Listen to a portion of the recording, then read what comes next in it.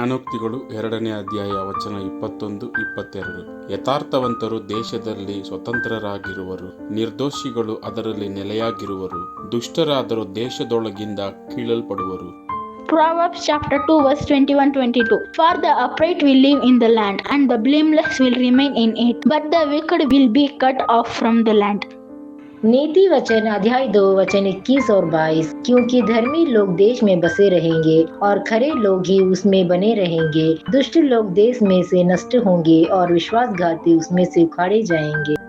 நீதிமொழிகள் 2ஆம் அதிகாரம் 21-22 வசனங்கள். செவ்வையானவர்கள் பூமியிலே வாசம் பண்ணுவார்கள், உத்தமர்கள் அதிலே தங்கி இருப்பார்கள், துன்மார்கரோ பூமியிலிருந்து அறுப்புண்டு போவார்கள். సామెతలు 2వ అధ్యాయం 21-22 వచనం. యథార్థవంతులు దేశమందు నివసించుదురు, లోపము లేని వారు దానిలో నిలిచియుందురు. భక్తిహీనులు దేశములో నుండకుండా నిర్మూలమగుదురు, విశ్వాసఘాతకులు దానిలో నుండి పెరికివేయబడుదురు.